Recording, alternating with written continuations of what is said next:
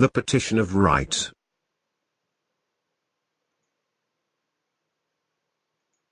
The Petition of Right.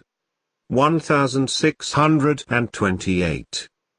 The petition exhibited to His Majesty by the Lords Spiritual and Temporal, and Commons, in this present Parliament assembled, concerning divers rights and liberties of the subjects, with the King's Majesty's royal answer thereunto in full Parliament.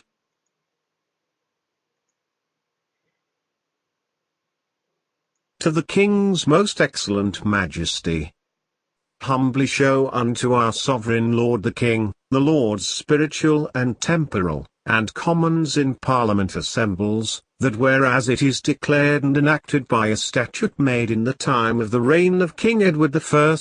commonly called Statutum de Telegio non concedendo, that no tillage or aid shall be laid or levied by the King or his heirs in this realm, without the goodwill and assent of the archbishops, bishops, earls, barons, knights, burgesses, and other the freemen of the commonalty of this realm, and by authority of Parliament holden in the 25th year of the reign of King Edward III, it is declared and enacted, that from thenceforth no person should be compelled to make any loans to the King against his will, because such loans were against reason and the franchise of the land, and by other laws of this realm it is provided, that none should be charged by any charge or imposition called a benevolence, nor by such like charge, by which statutes before mentioned, and other the good laws and statutes of this realm, your subjects have inherited this freedom, that they should not be compelled to contribute to any tax,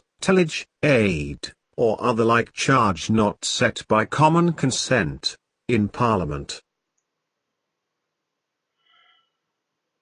2. Yet nevertheless of late divers commissions directed to sundry commissioners in several counties, with instructions, have issued, by means whereof your people have been in divers places assembled, and required to lend certain sums of money unto your Majesty, and many of them, upon their refusal so to do, have had an oath administered unto them not warrantable by the laws or statutes of this realm, and have been constrained to become bound and make appearance and give utterance before your Privy Council and in other places, and others of them have been therefore imprisoned, confined, and sundry other ways molested and disquieted, and divers other charges have been laid and levied upon your people in several counties by Lord Lieutenants, Deputy Lieutenants, Commissioners for Musters, Justices of Peace and others, by command or direction from your Majesty, or your Privy Council, against the laws and free custom of the realm.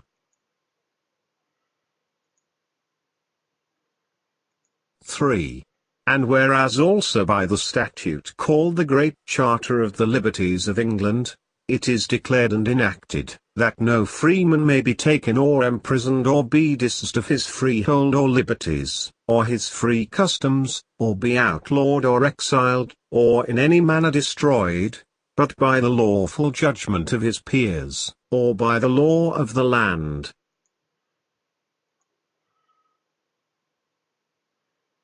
4. And in the 28th year of the reign of King Edward III, it was declared and enacted by authority of Parliament, that no man, of what estate or condition that he be, should be put out of his land or tenements, nor taken, nor imprisoned, nor disinherited nor put to death without being brought to answer by due process of law.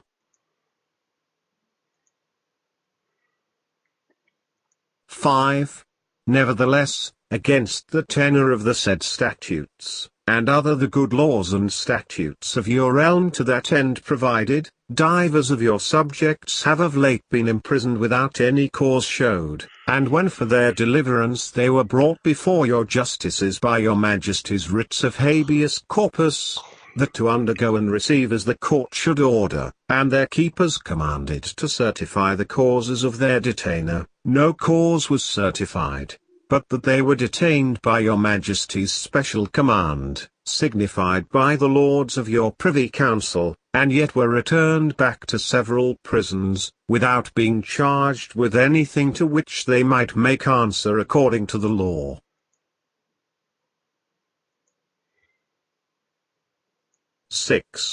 And whereas of late great companies of soldiers and mariners have been dispersed into divers counties of the realm, and the inhabitants against their wills have been compelled to receive them into their houses, and there to suffer them to sojourn against the laws and customs of this realm, and to the great grievance and vexation of the people. Petition of Right 1628-8.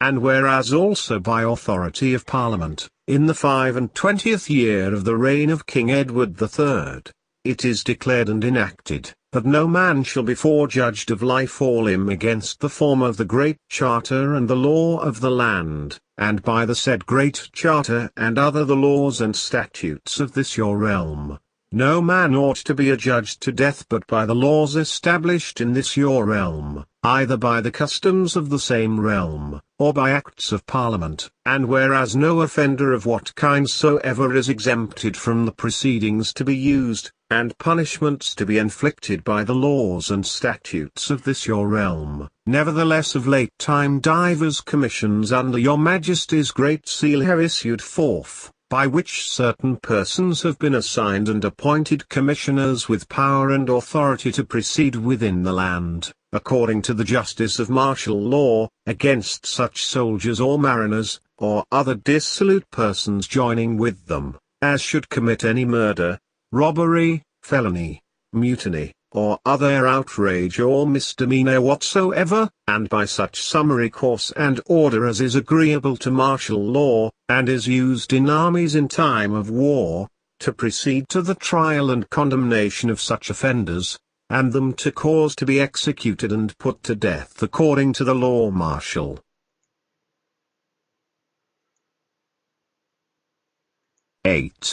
By pretext whereof some of your Majesty's subjects have been by some of the said commissioners put to death, when and where, if by the laws and statutes of the land they had deserved death, by the same laws and statutes also they might, and by no other ought to have been judged and executed.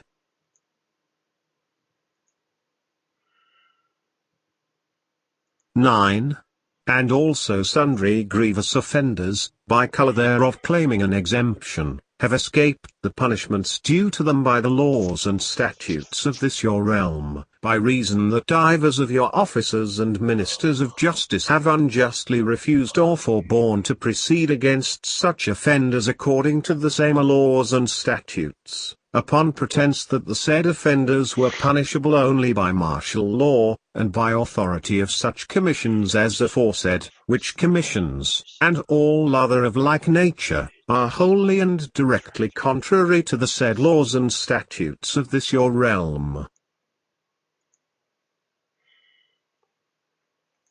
10. They do therefore humbly pray your most excellent Majesty, that no man hereafter be compelled to make or yield any gift, loan, benevolence, tax, or such like charge, without common consent by act of Parliament, and that none be called to make answer, or take such oath, or to give attendance, or be confined, or otherwise molested or disquieted concerning the same or for refusal thereof, and that no freeman, in any such manner as is before mentioned, be in prison or detained, and that your Majesty would be pleased to remove the said soldiers and mariners, and that your people may not be so burdened in time to come, and that the aforesaid commissions, for proceeding by martial law, may be revoked and annulled, and that hereafter no commissions of like nature may issue forth to any person or persons whatsoever to be executed as aforesaid, lest by colour of them any of your Majesty's subjects be destroyed or put to death contrary to the laws and franchise of the land.